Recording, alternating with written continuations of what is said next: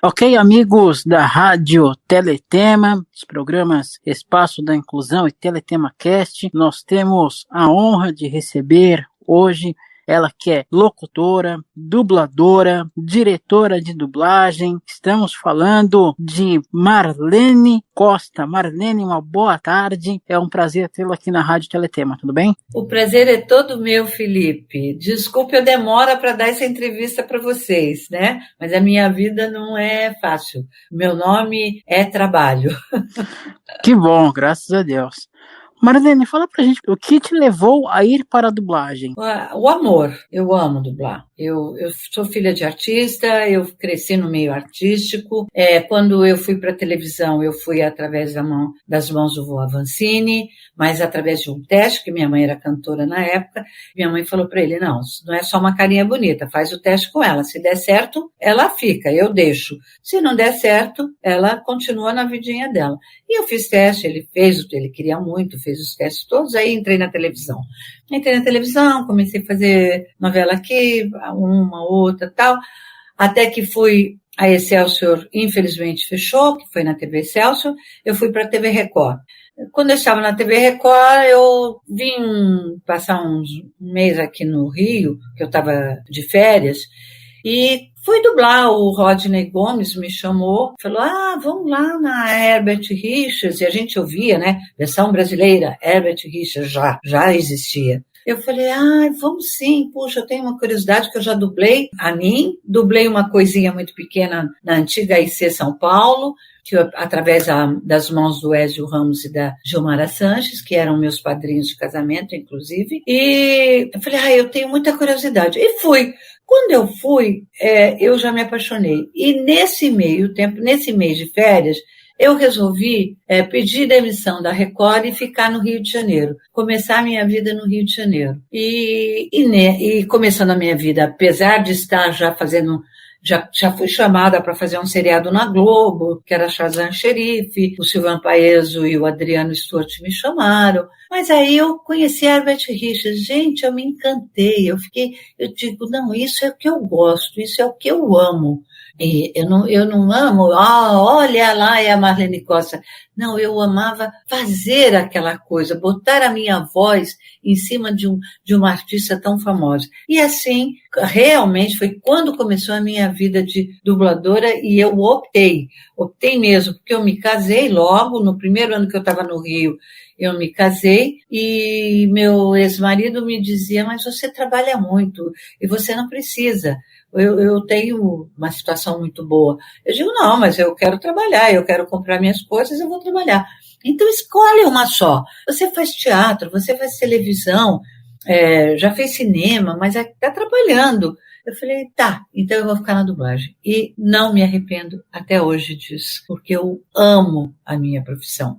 Eu adoro dar vida cada momento para um determinado personagem. E adoro dirigir também. Nunca estou cansada. Eu quero sempre o melhor. É assim que fiquei na dublagem até hoje. Boa tarde, Marlene. Boa Oi. tarde, ouvintes da Rádio Teletema. Oi, Thaís. Prazer conversar com você, Marlene. Sessão nostalgia, né? Porque tava lembrando agora aqui de Shazam e Xerife, né? Flávio Migliaccio.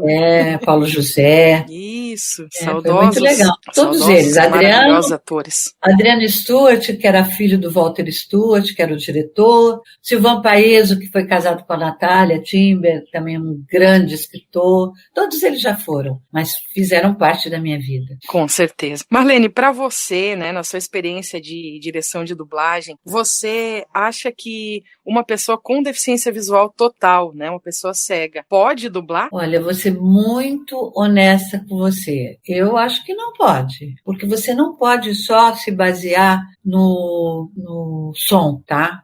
Você pode até fazer um filmezinho ou outro, fazendo só no som, mas você tem que seguir os lábios, estar sempre ali em cima. Hoje nós temos, presta atenção, se a gente for fazer uma coisa técnica, pode dublar, porque a gente tem o Pro Tools. O Pro Tools, ele coloca a fala lá na boca, né? Porque eu te dou um exemplo. Às vezes vem artistas renomados fazerem uma participação em filme para cinema, aí a gente tenta que eles dublem. A maioria consegue, mas tem uma minoria que não consegue de jeito nenhum, mesmo vendo. E aí o que acontece? Eles vêm uma vez, aí a gente tira a imagem, e aí a gente grava eles sem a imagem, e vai lá e coloca no lugar. Se for por esse princípio, ele pode dublar. Mas o trabalho, ele é muito intenso, então a gente não tem esse tempo todo para fazer essa especialidade, entendeu? De repente a parte dos games também, né? O game não. Tanta imagem. Não, o game eu acho que pode sim, completamente, porque o game você vai no som. O game você ouve o arquivo, né? E grava em seguida. Você ouve o tempo que foi feito lá. E só ouve, você não vê. Se você quiser, sim, quem vê o arquivo, o tamanho do arquivo. Mas isso, quando você está gravando, você não está preocupado em ver o tamanho do arquivo. Você está preocupada em fazer no tempo e fazer com interpretação, entendeu? Exatamente. Aí você levantou uma coisa que eu acho que poderia perfeitamente um deficiente visual que tivesse uma boa interpretação, eu acho que ele pode fazer o game tranquilamente. Divide muito opiniões. Tem pessoas que, né, dubladores que falam que diretores, né, que falam que tem como, outros já dizem que não. Eu já te falei o tem como. Esse tem como se a gente pegasse o deficiente, se fosse um ótimo ator, eu quero ele, porque normalmente, eu vou dizer para você e para o Felipe, atualmente, quando eu dirijo, por exemplo, se eu tenho um personagem trans, eu vou procurar um ator trans, entendeu? Eu fiz uma série, que eu esqueci até o nome, eu sou péssima, gente, me desculpe, eu sou péssima para lembrar todos os nomes de tudo que eu já fiz na minha vida. Péssima. Os trabalhos também. Muita coisa. Tanta coisa que às vezes eu vejo, fui eu que dirigi isso, fui eu que dublei, eu não acredito, juro para vocês. Mas a gente procura, por exemplo, se tem um personagem que tem uma deficiência de fala, ou é um autista. Eu fiz essa última série que eu fiz, que tá na Amazon, eu esqueci o nome dela, meu Deus, é maravilhosa. Ela era sobre 3 autistas, tá? E eu consegui um dublador maravilhoso. Sim, o Pedro Alcântara. A gente entrevistou ele recentemente. Eu amo de paixão. E ele é ótimo. Eu uso o Pedro até para outras coisas, você entende? Ele já fez uma outra série comigo e ficou maravilhoso. Então eu tento trazer para o meu trabalho a maior realidade possível, entendeu? É assim que eu vejo. E no caso do deficiente visual, se fosse uma coisa muito específica e o cliente dissesse para mim, eu preciso que vocês façam com deficiente visual. A gente iria fazer, iria demorar muito, mas a gente iria fazer. Mas no game eu acho que entraria no mesmo jeito, quer dizer, aí teria que ter o texto em braille para vocês, né? Você ouve, mas tem que ter a tradução, então teria que estar em braille. O leitor de telas no computador, que de forma remota facilita bastante também. Vocês fazem, né? Que eu não faço ideia de como vocês fazem, porque eu gostaria até de conhecer isso.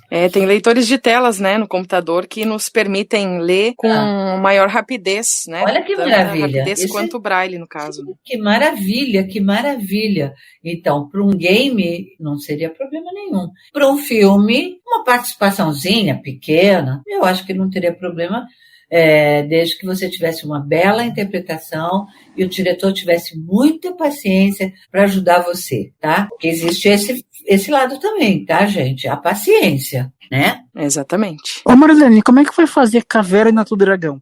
Foi uma delícia. Foi delicioso, porque nós ainda dublávamos juntos, todos nós, né? Ainda não existia essa coisa de dublar separado, lá na Herbert, e a turma era muito afiada e muito boa de trabalhar, sabe? A gente se gostava como se gosta até hoje muito. Pena o Ogala já nos deixou, né? Não está mais entre nós. E fazia o meu irmão, inclusive.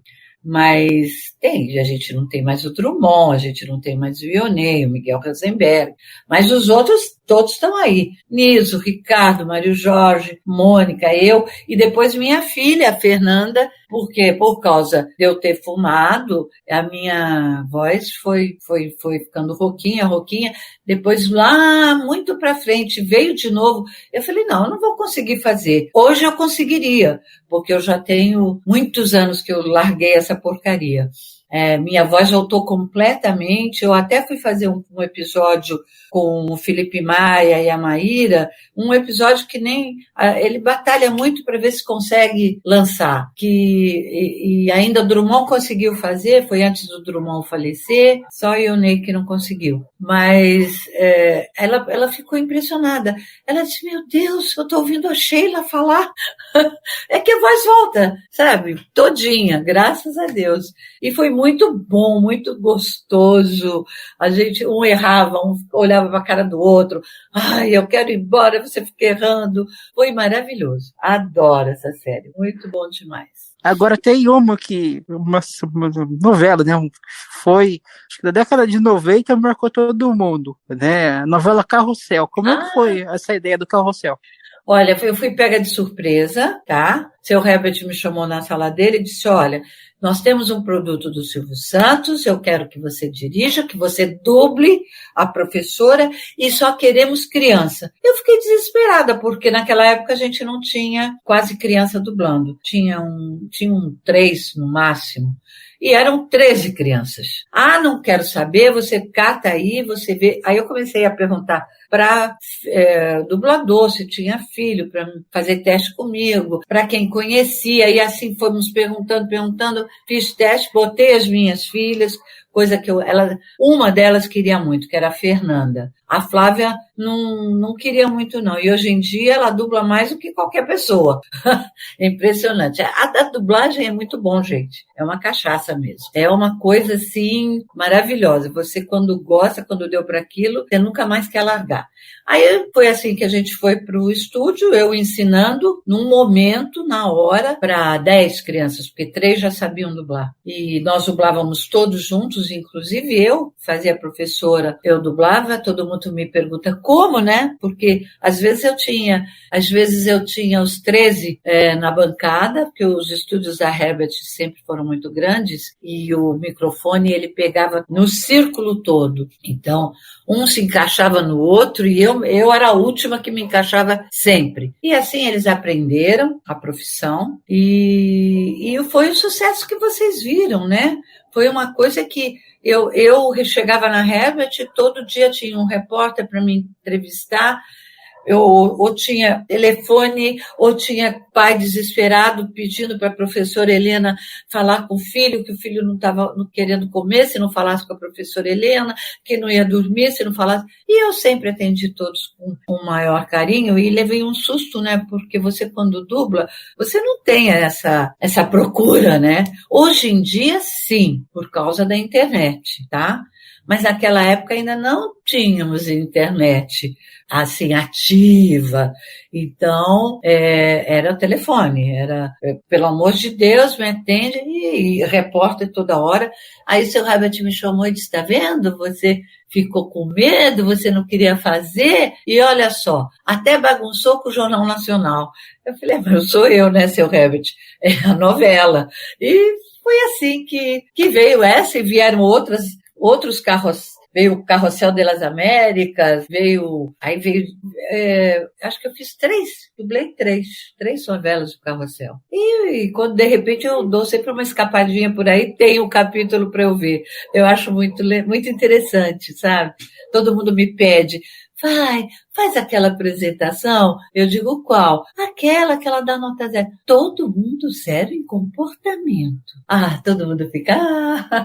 E fiquei amiga da atriz, da Gabriela Rivera. Que bacana. Bons tempos. Éramos crianças. Bons tempos, eu também acho. Eu era bem jovem, já tinha minhas filhas e era um tempo bom, era um tempo muito bom. Não, e sua voz continua jovem, diga-se de passagem. Muito obrigada, mas eu adoro fazer as senhoras que eu faço hoje em dia.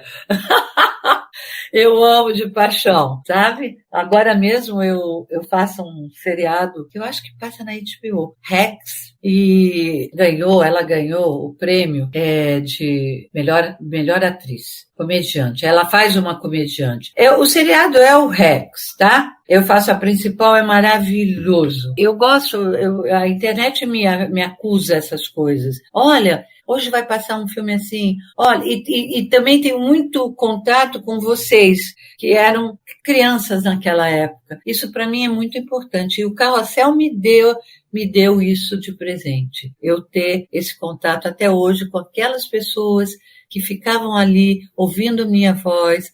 E pode ter certeza, a voz da Gabriela Ribeiro era toda assim. E eu fazia ela muito meiga, porque eu digo, ela tem uma imagem meiga. Eu falei, a professora, ela é a mãe dos alunos, né? Ela é a mãe dentro da escola. Então ela tem que ser meiga, ela tem que ter uma voz meiga. Eu não vou botar a voz igual a dela. E ela disse para mim, você sabe que eu gosto mais de ver com você do que comigo? Eu achei tão bonitinho isso. Pode ter sido gentileza da parte dela, mas eu achei muito lindo. Não, a sua voz ficou perfeita mesmo na professora Helena. Muito obrigada. Esse remake que teve no SBT, acho que foi em 2012, eles pegaram uma atriz, agora também não vou lembrar o nome dela, mas eles pegaram uma atriz muito, muito boa também, assim, no que ela faz, uma voz suave. Eu achei que a professora Helena precisa. A professora, que na realidade a professora Helena chamava Rimena, né? Uhum. Eu me lembro tem uma passagem muito que eu olhei e falei, meu Deus, e agora? Ela vai e escreve o nome dela bem grande no quadro, Rimena. E aí eu tive que falar, Helena. Aí o Silvio, não, porque eles trocam tudo, entendeu? Eles trocam os nomes, eles trocam tudo. Mas eu acho legal, porque ele traz um pouco para nossa vida, para ficar mais brasileira, né? Quando eu faço filme para cinema, a adaptação sempre é procurando as piadas aqui do Brasil, trazendo mais para o nosso cotidiano, para as crianças se identificarem mais. Então eu acho que é legal. Só que às vezes você passa por isso, né? Eles escrevem uma coisa e você tem que dizer outra. Ô Marlene, e como é que foi fazer Mulher Biônica? Delicioso. Adorava, de paixão. Eu amo essa atriz, eu não esqueço, o nome dela eu não esqueço, James Sommers, que era o nome da Mulher Biônica. Fazer James Sommers para mim foi maravilhoso, adorava, foi a minha primeira série encabeçando, sabe? E ela, se vocês escutarem, ela tem a minha voz, é impressionante. O diretor que me escalou, porque naquela época era o diretor que escolhia, nós tivemos várias épocas, uma época que o diretor escolhia, depois uma época que só a Globo escolhia, e agora a gente vive na época do que o cliente escolhe, né? Então a gente, até acho mais politicamente correto, a gente manda os testes com as pessoas que nós achamos que devem fazer, que são bons profissionais para aquele papel, e o cliente escolhe. Ou nós mandamos samples da voz que a gente gostaria que fizesse o papel, e o cliente escolhe. Naquela época, era o diretor que escolhia, que foi o falecido Alberto Pérez. E eu fiquei muito feliz. Eu estava em São Paulo, eu tinha vindo buscar, eu tinha ido à casa de minha mãe em São Paulo, porque eu sou paulista, eu não sou carioca. E eu recebi um telefonema, Marlene, você precisa estar aqui amanhã às 8 horas no estúdio, porque é você que tem que fazer essa série, e se não tiver aqui amanhã às 8, eu vou ter que te substituir. E aí graças a Deus eu estava de carro, e aí eu falei para minha mãe, vambora. E saí na mesma hora, voltei para o Rio, e no dia seguinte eu estava às 8 horas no estúdio da Herbert fazendo a Mulher Biônica, e fiz por muitos anos. Eu só deixei de fazer a Mulher Biônica quando nós fizemos uma greve em 78 e nós ficamos 120 dias sem falar que eu digo sem dublar, né? Mas infelizmente com 60 dias alguns colegas insatisfeitos com a greve furaram a greve e voltaram. Aí seu Herbert me chamou, me disse, olha, eu já tinha tido a Fernanda, eu estava grávida da Flávia. Isso, grávida da Flávia. Olha, se você quiser, mostrou a tabela que eles botavam, para eu ver quem estava fazendo e tal. se você quiser, eu redublo tudo, se você voltar. Aí eu falei, seu Herbert, eu gosto muito do senhor é um grande empresário, mas a minha categoria continua de boca fechada. E aí ele me agradeceu muito, eu vim embora e fiquei 7 anos sem trabalhar na Herbert Richards e não fiz os últimos episódios da Mulher Biônica. E para nós, pessoas com deficiência visual, é tão complicado quando substitui, sabe, uma voz, ou vai para São Paulo, ou de São Paulo vai para o Rio. Eu imagino, Thaís. E graças a Deus agora nós temos esse recurso do home studio, tá? Porque hoje em dia nós misturamos os elencos, tanto carioca com paulista. Não tem mais essa. Eu tenho filmes que eu tenho metade paulista, metade carioca. Eu escalo quem eu acho que tem que fazer. Como eu já estou conhecendo muito bem os paulistas, eu já procuro, que a Fernanda está mais em São Paulo do que aqui no Rio. Aí eu peço a ela, Fernanda, eu preciso de filho, eu preciso de uma voz assim, mãe, tem o fulano de tal, tem a fulana de tal. E aí eu confio muito nelas, porque eu sempre disse para elas, vocês querem seguir a minha profissão? Sigam, mas vocês são filhas da Marlene, tem que ser melhores do que eu. E aí elas chegaram tão à risca que elas são muito melhores. Olha aí. Elas são maravilhosas, são perfeitas, graças a Deus. Eu mesmo ia perguntar para você sobre as diferenças, né, entre quando vocês dublavam todos juntos, depois separados, e agora essa parte, né, depois da pandemia aí. Eu vou falar rapidamente para você isso. Bom, quando nós dublávamos juntos, era muito gostoso. Era muito gostoso que você tinha a resposta do teu colega ali na hora, mas complicava, porque você tinha, quer dizer, eu já estou falando quando já chegou a DA, 8 pistas, né? Quando você passou para DA, ótimo, você tinha 8 pistas, então você podia fazer 2, depois 2, mas antes da DA, era uma TIC, a gente tinha 2 pistas só. Então, era todo mundo junto, e para fazer separado, você ouvia para gravar, para ensaiar, digo, e quando ia gravar não tinha mais o som, que nessa pista não tinha som.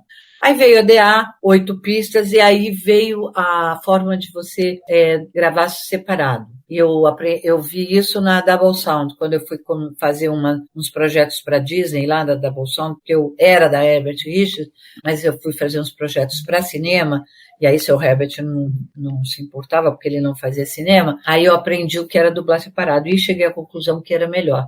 Para o diretor, principalmente, porque você pode trabalhar melhor o ator, você vê, eu via, óbvio, eu quando dirigia, tinha 15 pessoas na bancada, que eu já tive, isso na Loucademia de Polícia, que eu dirigia, eu via, eu tinha que ter olhos de lince, entendeu? E aí eu ficava olhando, aí eu ouvia para ver cada um e tal. Você vendo um por um é muito melhor. Então, isso foi muito bom, eu acho. E eu tenho, por exemplo, alguns atores que pedem, o fulano já gravou? Já posso ir ouvindo ele? Pode. Aí a gente abre o som e quem gosta tem o som do português também, se quiser. Mas a maioria prefere só o som do inglês, né?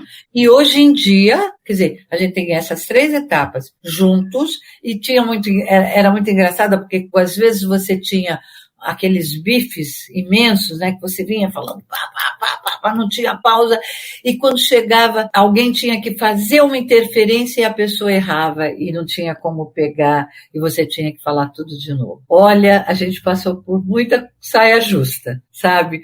Tipo, os que estão começando, coitados, eu morria de pena, eu mesma dublando, eu lembro aquele filme Rede de Intrigas, eu fazendo a Feidano, e eu lá, blá, blá, blá, blá, blá, ela tinha bifes e bifes e bifes, eu ficava desesperada, aí entrava alguém e errava, e eu só suspirava, porque a gente nunca reclamava, sabe? Porque é chato, né? Errou, já era. Eu só suspirava.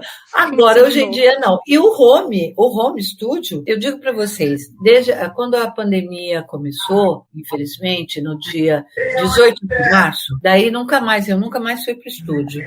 E foi justamente o Marcelo Vidal com o Ingo, um técnico nosso, o Marcelo, dono da Alcateia, que começaram a fazer experiência, até que descobriram como dublar remotamente.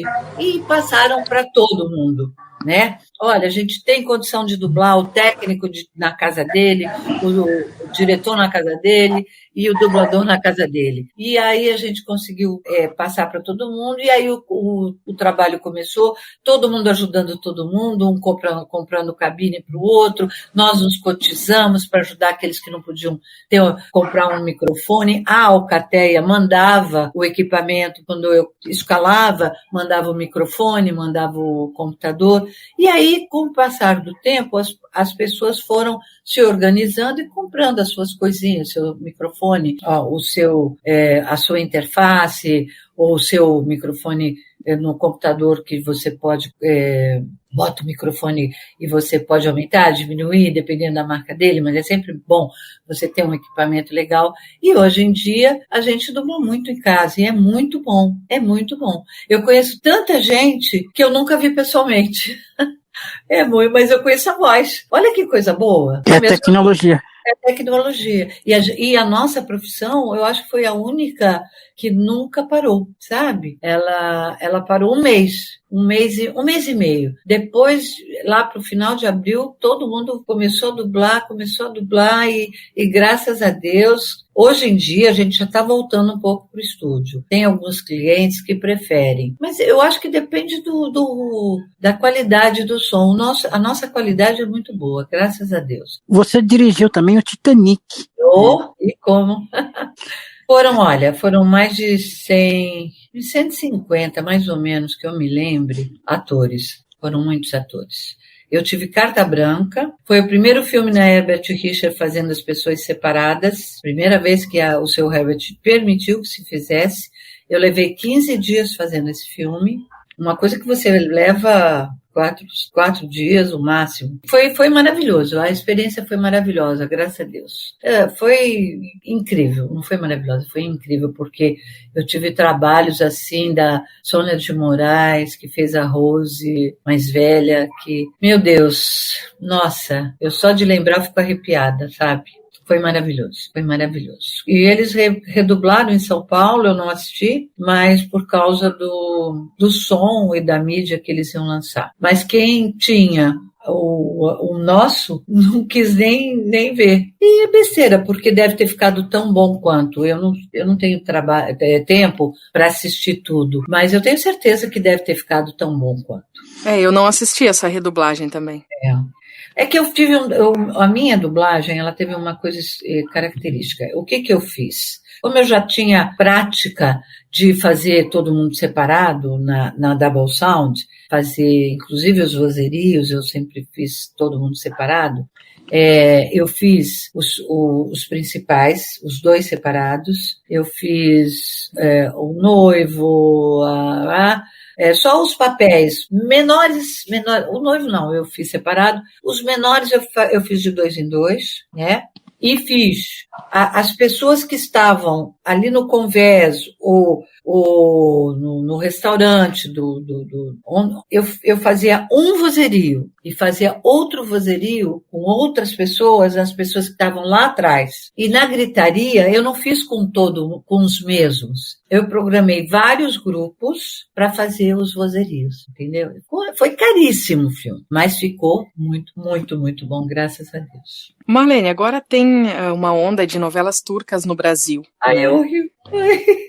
Qual a diferença para você entre, dublar novelas turcas, novelas mexicanas e dirigir essas novelas?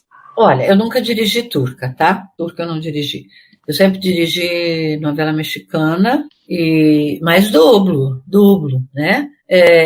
Você, a princípio, você estranha, mas depois você acaba entendendo a musicalidade deles quando eles vão parar, porque você não entende. Turco você não adianta. Você começa a pegar um sim, como é que eles falam um sim? Olha, eles falaram sim, porque está vendo na tradução e está repetindo. É assim que você descobre. Então, eu, por exemplo, se eu fosse dirigir a primeira, eu ia dirigir por osmose, né? Porque eu não sei uma palavra de turco. E o mexicano, até quando vem a tradução bem ruim, são tantos anos, sabe? E eu dei sempre muita sorte, eu sempre peguei novelas maravilhosas de público, que foi Maria do Bairro, Marimar, Usurpadora, Diário de Daniela. Eu sempre dei sorte, minhas novelas sempre faziam sucesso. O seu Herbert dizia que eu era o coelhinho da sorte dele. O mexicano a gente tira de letra. O espanhol a gente tira de letra, porque tem uma diferença. O mexicano, o espanhol falado pelo mexicano, o espanhol falado pelo espanhol, o espanhol falado na América do Sul, que é o castelhano, tem uma diferença muito grande de um para o outro, sabe? Mas o trabalho você vê como todos eles, você faz como você aprende, você vai atrás, você pesquisa, você vai saber, você acaba, eu tenho a impressão que quem está dirigindo tanta novela turca já até está entendendo o que ele fala, as palavras que eles falam, porque você ouve aquilo todo dia, é como o inglês, como o espanhol, entra dentro da sua cabeça e você sabe onde é que você está. Exatamente. Você comentou sobre a Usurpadora. Eu estava lembrando de uma entrevista que a gente fez com a Sheila e ela estava contando sobre a escolha da Paola e da Paulina. Né? Foi bem interessante a história. Eu disse que eu botava a minha mão no fogo, que era ela. Tá? Eu falei, não, eu quero ela. Ela é para ela. Aí o Dorival disse, você tem certeza? Me manda o teste. Aí eu fiz o teste com ela, da Paola e da Paulina, mandei para ele falou, fechado, você lacrou. Naquela época não era lacrou, era outro termo. Mas realmente, eu lembro que ele falou, tira o chapéu. Muito e vocês bom. viram que ela foi realmente... Eu achava que tinha que ser ela, não tinha que botar outra pessoa para fazer o teste. Eu achava Exatamente. que era ela. Ficou ótimo, maravilhoso. Nossa, sucesso 8 vezes no SBT, agora tá no canal Viva, Globoplay. Nossa, maravilhoso. Todo mundo fala da novela da Vovó Piedade. Selma, ótima. Maravilhosa. A Selma, ela tá com 93, acho que 93 ou 94. Ela dublou comigo o ano passado uma atriz dela. Eu fiquei impressionada. Eu até fui ao estúdio para dirigi-la, porque ela só vai presencial. Eu falei, não, eu vou ao estúdio. E ela sentou às 13 horas na cadeira e só levantou às 17. E eu perguntava, Selminha, quer uma água? Selminha, quer ir ao banheiro? Selminha, quer dar uma paradinha? Não, minha querida, não, eu adoro, eu quero ficar aqui. Aqui é o meu lugar. E assim ela ficou. Eu fiquei impressionada. E fez um trabalho maravilhoso. Hoje em dia nós vemos muitos dubladores que estão indo também para a área de audiodescrição ou audiolivros. A senhora já pensou alguma vez em ir para esse ramo? A senhora está no céu, sabia, Felipe? A senhora, ela está lá no céu. Não, eu nunca fiz, tá? Porque por pura falta de tempo. Eu sempre batalhei por isso, sabe? Eu quase cheguei a fazer até alguma coisa no Instituto Benjamin Constant, aqui no Rio de Janeiro, tá?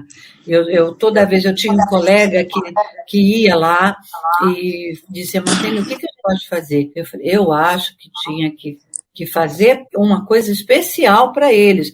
Por isso que, inclusive, as legendas, sabe? Eu sempre me batia. No streaming, eles não gostam que fale, mas porque hoje a gente tem o audiodescrição também. Mas naquela época eu me batia. Eu digo, não, a gente tem que falar a legenda. O deficiente visual está vendo, está ouvindo. Então, de repente, tem uma legenda tão importante. Eu sempre fui favorável a fazer a legenda que tem o porquê.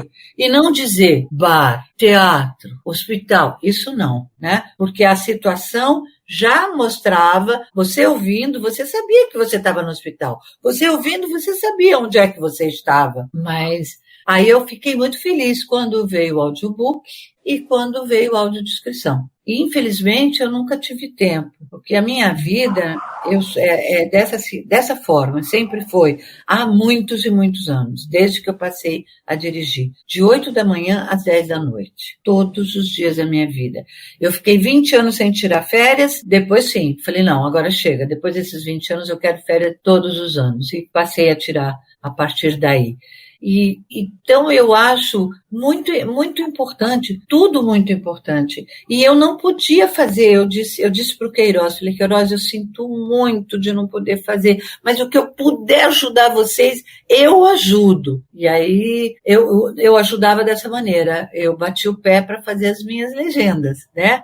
E quando eles começaram a fazer audiodescrição e audiobook, na nossa empresa tem muito, inclusive, eu fiquei muito feliz, muito, muito, muito, muito feliz, né? Como eu também sou favorável, eu penso nos surdos, né? Eu achava que todo o filme na TV aberta, porque no streaming a pessoa que tem é porque pode pagar, então pode botar uma legenda para o surdo, né? Eu achava que tinha que ter a dublagem com a legenda. Eu sempre bati. Mas todo mundo... Aí eu ficava quietinha, dizia, tá bom, eu acho que devia ser assim, mas tudo bem. Maravilha. Marlene, a gente quer te agradecer demais por essa entrevista, por esse bate-papo maravilhoso. Uma pena que o tempo é curto, a gente não consegue conversar sobre toda a sua carreira maravilhosa. Né? Sim. Mas a gente quer te agradecer demais. Tá, né? eu agradeço o carinho de vocês, tá? Agora eu tenho dublado muito mais por causa da pandemia, que a gente tem mais tempo, né? Eu posso dublar de manhã e dirigir à tarde, então tem muita Marlene por aí, tem no Grace Frank, tem no The Orange, tem Marlenes diferentes. Tem nesse Rex que eu fiz, que é maravilhoso, essa série é muito boa. Então, eu queria ajudar mais vocês, o que eu puder fazer, olha, contem comigo. Já está ajudando bastante, dublando bastante, né, nos dando aí o privilégio de ouvir sua voz nos maravilhosos conteúdos aí que a gente tem disponível aí nos streamings Muito e na obrigada. TV. Muito obrigada, Thaís. Felipe, foi um prazer também te conhecer, tá? Prazer foi todo meu, foi uma honra, né, ter tido essa oportunidade. Agora, para fechar com chave de ouro, professora Helena, dê uma mensagem final pra gente. Você quer o quê? Que eu mande todo mundo com 0 em comportamento? É? Não, isso não. Então, uma nota 10 para vocês. E quando precisarem da professora Helena, é só chamar. Um beijo no coração. Show! Muito bom. Tá, gente, quando vocês precisarem de alguma coisa, diz assim, Marlene, 10 minutinhos. Aí eu dou um jeitinho, tá? Muito obrigada. Agradecemos demais aí a participação da atriz, dubladora, diretora de dublagem, Marlene Costa, aqui para o nosso programa Teletema Cast e também aí para o Espaço da Inclusão. Valeu, Felipe. Valeu, Thaís. Muito obrigado.